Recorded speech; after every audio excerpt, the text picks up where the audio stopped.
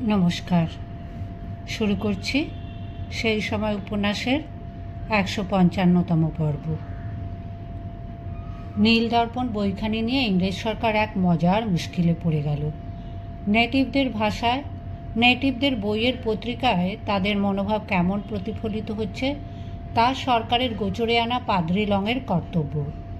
Long সাহেব সেই অনুযায়ী নীল দর্পণের সারমর্ম জানালেন বাংলার লেফটেন্যান্ট গভর্নরের সেক্রেটারি সিটন কার সাহেবকে, এবং লং যেহেতু দেশীয় লোকদের অবস্থার উন্নয়নে আগ্রহী, সেই কারণে তার কণ্ঠস্বরে খানিকটা আবেগও ফুটে উঠেছিল।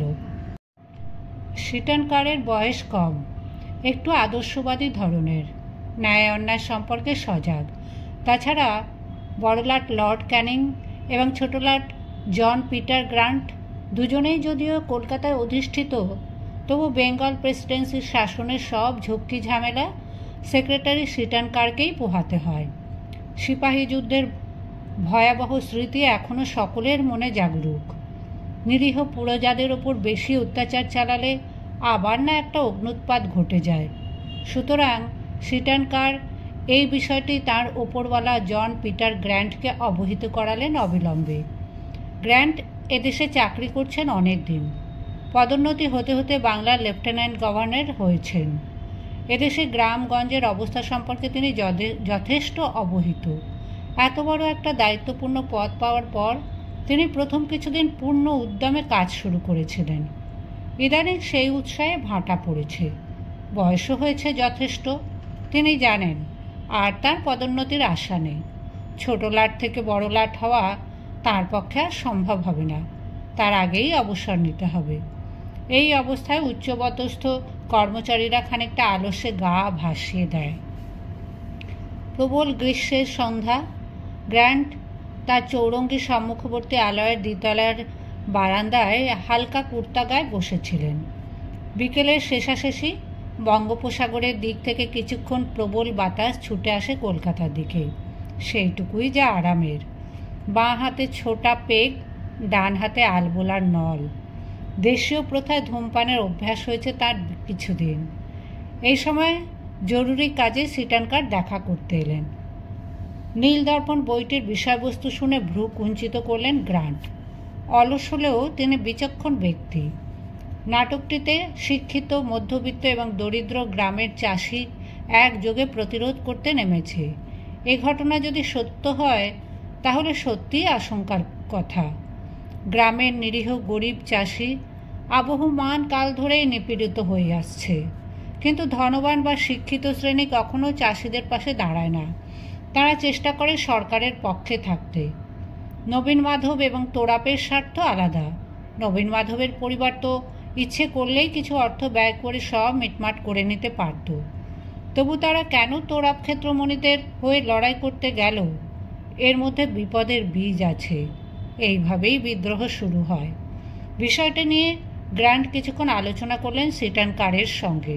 সিটন কারেরও বক্তব্য এই যে শুধু গ্রামের মধ্যবিত্ত নয়, এমনকি শহরের কিছু কিছু বুদ্ধিজীবী যাদের সঙ্গে জমি জমার কোনো সম্পর্কও নেই, তারাও চাষিদের পক্ষ নিয়ে কথা বলছে।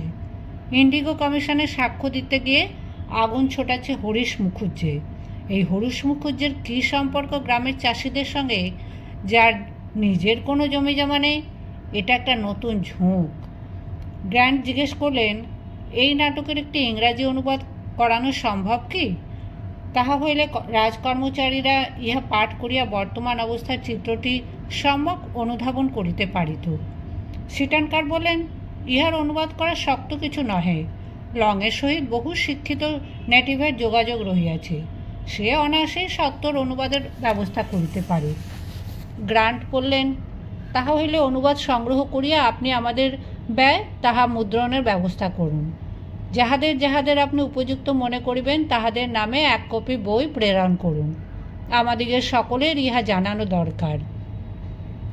এই নির্দেশ দিয়ে গ্র্যান্ট কয়েকদিন পরেই চলে গেলেন মফস্বল পরিদর্শনে। অনুবাদ তো লংয়ের কাছে প্রস্তুত। কালক্ষেপ না করে তা মুদ্রণের ব্যবস্থা হলো। সরকারি খরচে সিটন কার 500 কপি ইংরেজি নীল দর্পণ ছাপিয়ে তার এক কপি সরকারি লেফাফায় ভরে শুধু এদেশের নয়, ইংল্যান্ডেরও বিশিষ্ট ব্যক্তিদের কাছে প্রেরণ করতে লাগলেন। এরপর বারুদে অগ্নিসংযোগ হলো। ইংরেজি কেতাবখানির সন্ধান পেয়ে ক্রুদ্ধ নিঃশ্বাস ছাড়তে লাগলো নীলকর সাহেবরা। ইংলিশম্যান নামে সংবাদপত্র হৈ হৈ রই রই তুলল। ইংরেজ ব্যবসায়ীদের শক্তিশালী সংস্থা land holders and commercial association কড়া ভাষায় বাংলা সরকারের কাছে এক পত্র লিখে জানতে চাইল সরকারি উদ্যোগেই এ গ্রন্থ প্রকাশিত ও বিতরিত হয়েছে কিনা। যে গ্রন্থে ইংরেজ জাতিকে এত হেয় করে দেখানো হয়েছে, ইংরেজ সরকারি সে রচনার পৃষ্ঠপোষক। সমস্ত নীলকরদের চিত্রিত করা হয়েছে অমানুষ হিসেবে। খুন ও ধর্ষণের অভিযোগ আনা হয়েছে ইংরেজের নামে। নীলকর পত্নীর সঙ্গে জেলা ম্যাজিস্ট্রেটের প্রণয়ের ইঙ্গিত করে ইংরেজ ললনাদের সতীত্বে কুৎসা আরোপিত হয়েছে। এমন একটি কদর্য বিদ্বেষমূলক অপকৃষ্ট পুস্তকের জন্য ব্যয়িত হয়েছে সরকারি অর্থ। চিঠি পেয়ে সরকার একেবারে অপ্রস্তুতের এক শেষ। ব্যাপারটা তো এদিক থেকে ভালো করে খুঁটিয়ে দেখা হয়নি। সরকারি স্বীকৃতি মানে গ্রন্থটির সব অভিযোগ স্বীকার করে নেওয়া। ব্যবসায়ীদের চটিয়ে কখনো সরকার চালানো যায়?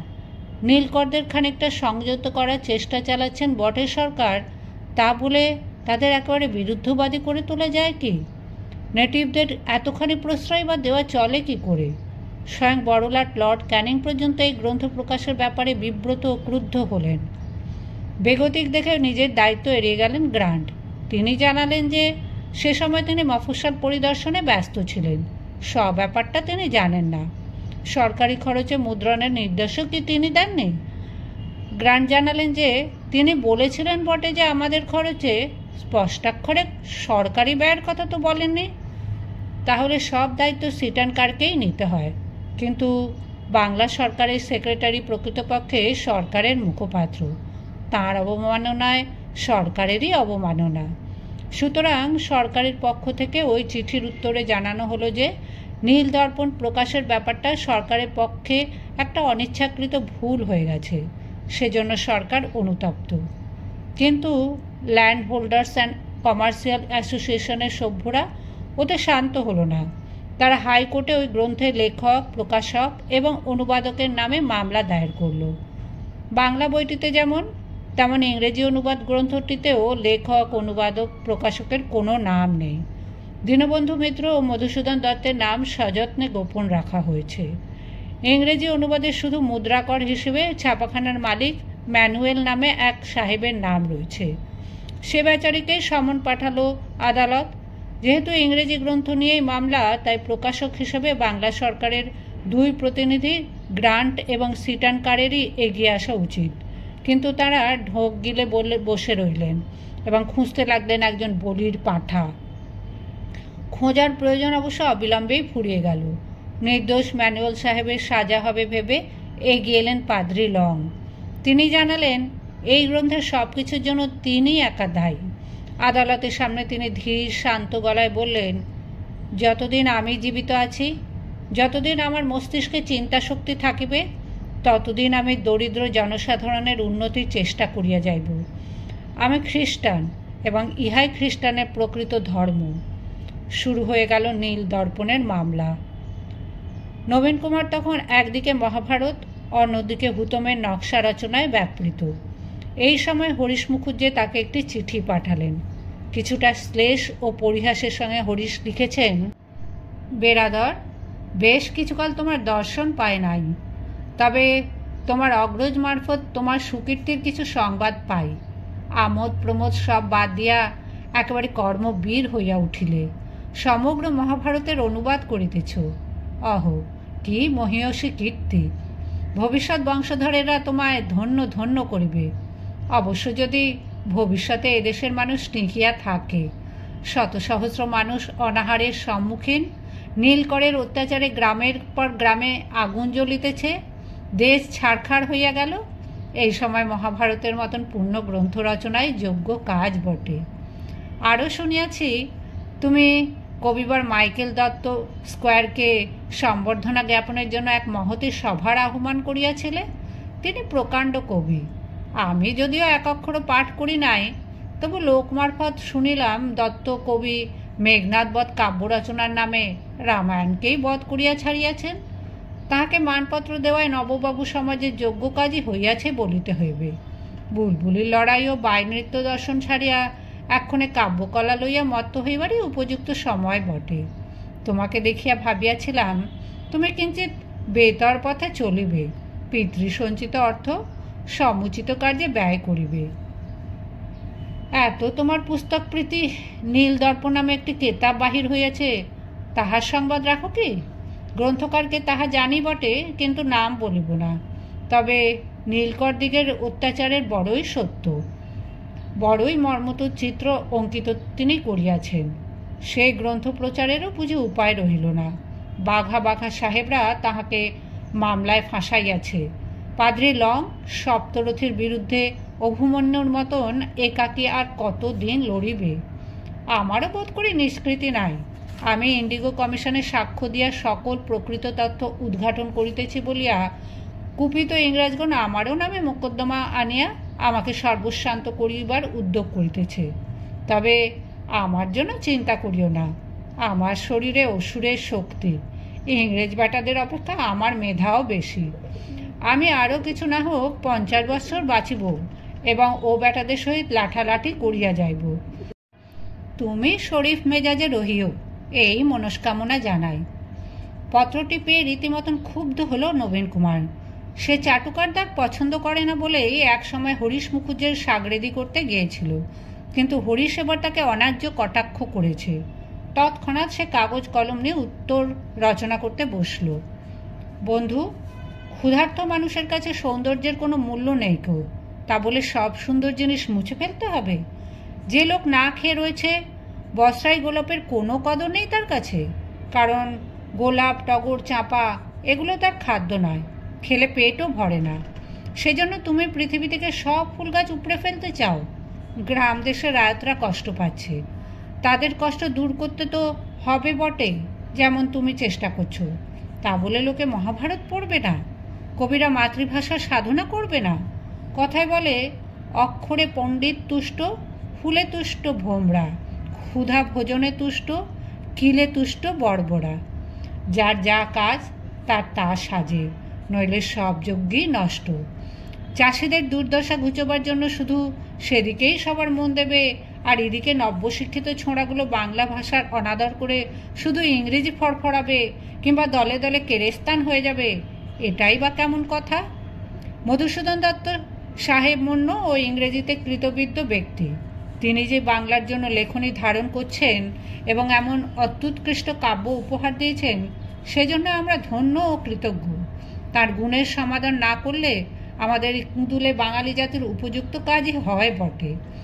নীলদর্পণ আমি পড়েছি, লেখাটি তেমন সরেশ নয়। একটাও সাহেব মরলে না, আর দেশি ক্যারেক্টারগুলো পটাপট মরে গেল। এই কেমন? অবশ্য সোশিয়াল রিফরমেশনের জন্য এ প্রকার নাটকের মূল্য খুবই আছে। তোমার শরীরে এখনো অসুরের মতন শক্তি জেনে বড় প্রীত হলেন। এত বল কোথায় পাও? এত ব্যস্ততার মধ্যেও যে মাদৃশ্য সামান্য ব্যক্তিকে স্মরণে রেখেছ, তাতে যার পর নাই সুখী হয়েছি। এই পত্র লেখা সত্ত্বেও অবশ্য নবীন কুমার নীলদর্পণ মামলার প্রতি আকৃষ্ট হল। গঙ্গানারায়ণের কাছ থেকে এর আগেই সে নীলদর্পণ গ্রন্থ সংক্রান্ত সমস্ত ঘটনা শুনেছে। মধুসূদনের জন্য তার বন্ধুরা চিন্তিত। কোনো ক্রমে অনুবাদক হিসেবে তার নাম ফাঁস হয়ে গেলে তাকে বিপদে পড়তে হবে, চাকরিও হারাতে পারে। সেই জন্য সব প্রমাণপত্র বিলোপ করা হয়ে গেছে।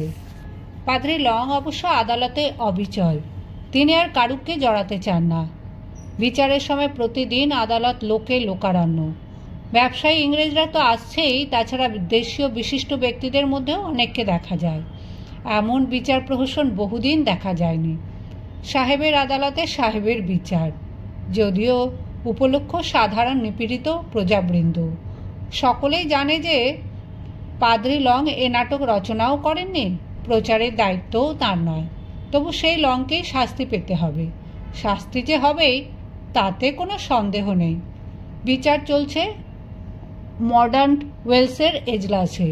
এই মডার্ন ওয়েলসই কিছুদিন আগে এক বিচারের সময় মন্তব্য করেছিলেন যে ভারতীয়রা সকলেই জুয়াচোর এবং বদমাশ।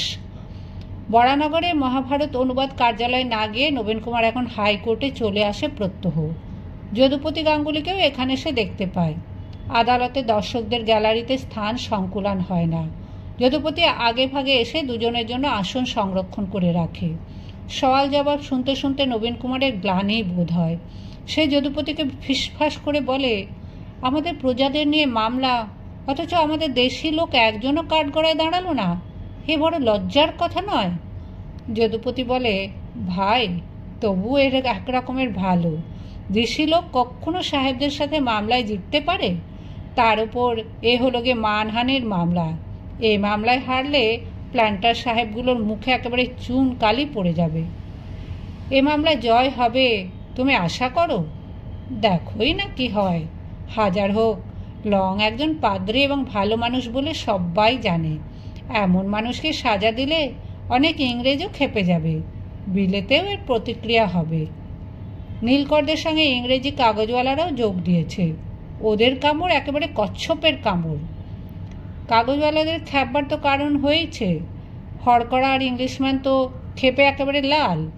নীল দর্পণের ভূমিকায় কি লেখা আছে দেখোনি? রসিক নাট্যকার লিখেছেন যে চাঁদির কত গুণ। জুডাস যেমন মাত্র 30টি টাকার বিনিময়ে প্রভু যিশুকে পন্টিয়াস পাইলটের হাতে ধরিয়ে দিয়েছিলেন, সেই রকমই এই দুই কাগজওয়ালা নীলকরদের কাছ থেকে ঠেঙে মাত্র 1000 টাকা ঘুষ খেয়ে গরিব চাষিদের বিপক্ষে লেখনী ধারণ করে অত্যাচারী ব্যবসায়ীদের গুণ গাইছে। বেড়ে লিখেছেন, যাই বলো। এক এক সময় আসামি পক্ষের উকিলদের সওয়াল শুনে নবীন কুমার বিরক্ত হয়ে উঠে চলে যায়। তার শরীর নিষ্পিস করে। এই বুঝি উকিল? নীলকরদের দ্বারা নিয়োজিত দুঁদে উকিলদের বিরুদ্ধে লংয়ের পক্ষের একজন উকিল মিনমিন করে কথা বলে। কি যে বলে তা ভালো করে শোনাই যায় না। আর একজন উকিল সকালের দিকটায় জিভ ছুঁচালো করে কিছু চোকা চোকা বাক্য বলে বটে, কিন্তু বেলা 12টা বাজতে বাজতেই তার জিভ এলিয়ে যায়, পা টলতে থাকে, কথার কোনো সঙ্গতি থাকে না। বিচারকও তেমনি চতুর। নিউ মার্চ নামে এই মদ্যপ উকিলটি সওয়াল করতে এলেই কোনো ছুতোনাতায় অ্যাডজর্ন করে দেয়। অপরাহ্নে আবার আদালত বসলে নিউ মার্চ তখন শুধু হাসির খোরাক জোগায়। নবীন কুমারের মনে হয় এখানে এসে শুধু সময়ের অপব্যয় হচ্ছে। মহাভারতের কাজ দেখাশোনা স্থগিত রয়েছে। তাছাড়া কুসুম কুমারের বিবাহের চিন্তাও সে পরিত্যাগ করেনি। প্রায় মনে পড়ে, কিন্তু সে ব্যাপারে সে সময় দিতে পারছে না। মধ্যপথে সে চলে যাচ্ছে দেখে যদুপতি গাঙ্গুলি তাকে বাধা দেয়। তার মতে এর চেয়ে বড় ঘটনা এখন আর দেশে কিছু ঘটছে না। সে বলে, বুঝতে পারছো না ভাই? নবীন কুমার তাকে বাধা দিয়ে বলে, অত ভাই ভাই করো না তো। আমি কি বেম্য হয়েছি? ও তোমার বেম্য সাথীদের যত খুশি ভাই ভাই করবে। ঈষৎ অপ্রস্তুত হয়ে যদুপতি বলে, ব্রাহ্মদের প্রতি তোমার এমন বিতৃষ্ণা আছে জানতুম না তো। তুমি তো দেবেন্দ্রবাবুর বাড়িতে নিয়মিত যাও দেখেছি। নবীন কুমার বলল, সে আলাদা কথা। ব্রাহ্ম তো হয়নি, কোনোদিন হবও না। দেবেন্দ্রবাবুকে শ্রদ্ধা করি বটে, কিন্তু ধর্ম নিয়ে মাতামাতিতে আমার মন নেই। যদুপতি বলল, সে যাই হোক, শোনো একটা কথা বলি। এই নীল দর্পণের মামলায় জয় হলেও আমাদের জিত, হারলেও আমাদের জিত। কীরকম? জয় হলে তো কথাই নেই, আর হার হলে নিরপরাধ পাদ্রী লং সাজা পেলে দেখো সারা দেশে কত শোরগোল পড়ে যাবে। বিলাতেও এ নিয়ে আন্দোলন হবে। কোনো পাদ্রীকে জেলে ভরার কথা আগে কখনো শুনেছ? কিন্তু পাদ্রী লং আইরিশ, সে কথা ভুলে যেও না। আইরিশদের সম্পর্কে ইংরেজদের খানিকটা বিরাগ ভাব আছে না? তা হোক, তবু বিলেতে আইরিশদেরও মুরব্বী রয়েছে অনেক। যথাসময়ে জুরিদের পরামর্শ নিয়ে বিচারক মডার্ন ওয়েলস রায় দিলেন। জুরিমণ্ডলীও গঠিত হয়েছে অপূর্বভাবে। 12 জন ইংরেজ, 1 জন পর্তুগিজ, 1 জন আর্মেনিয়ান আর 1 জন পার্সি। বাংলার চাষিদের ব্যাপার, বাঙালি মুখপাত্র একজনও নেই। জুরিরা এক বাক্যে লংকে দোষী সাব্যস্ত করল। শেষ মুহূর্তেও লংকে বাঁচাবার জন্য তার পক্ষের উকিলরা পুনর্বিচার দাবি তুলল জোরালোভাবে। তখন চিফ জাস্টিস বার্নস পিকক বিচারের ভার নিলেন। তাতে হেরফের কিছু হলো না, এমনকি একটু সৌজন্যও তিনি দেখালেন না। লংয়ের বক্তব্যের মাঝপথে অকস্মাৎ বাধা দিয়ে তিনি রায় দিলেন, লগের 1 মাস কারাদণ্ড এবং 1,000 মুদ্রা জরিমানা। দণ্ড শুনে সাহেবরা হর্ষধ্বনি করে উঠল। দেশীয় ব্যক্তিরা স্তম্ভিত। তারপর কয়েকজন সম্ভ্রান্ত ব্যক্তি উঠে দাঁড়াতেই নবীন কুমার হাত তুলে নিরস্ত করলেন সকলকে। অন্য কেউ পা বাড়াবার আগেই নবীন কুমার ধীর গম্ভীর পদক্ষেপে এগিয়ে গেল ধর্মাধিকরণের দিকে। হাকিমের পার্শ্বে বসা পেশকারের সামনে একটি টাকার তোড়া নামিয়ে দিয়ে সে বিনীতভাবে বলল, লং মহোদয়ের জরিমানার অর্থ আমার হইতে গ্রহণ করিতে আজ্ঞা হয়। উত্তরের প্রতীক্ষা না করেই নবীন কুমার আবার পেছন ফিরে হাঁটতে শুরু করল। দ্বারের কাছাকাছি এসেই সে দৌড় দিল, পাছে কেউ কেউ তাকে অভিনন্দন জানাতে আসে। বাইরে বেরিয়ে সে শুনতে পেল আদালত কক্ষের মধ্যে তার উদ্দেশ্যে করতালির ধ্বনি। সে দুই হাতে চাপা দিল কান। যদুপতি গাঙ্গুলি তাকে এসে ধরবার আগেই সে হাঁকিয়ে দিয়েছে জুড়ি গাড়ি। পরদিন দল বেঁধে অনেকেই এলো তার গৃহে। যদুপতির উৎসাহই সবচেয়ে বেশি। তারা নবীন কুমারকে সম্বর্ধনা জানাতে চায়। নবীন কুমার লজ্জা আরক্ত হয়ে বারবার থামিয়ে দিতে গেল তাদের।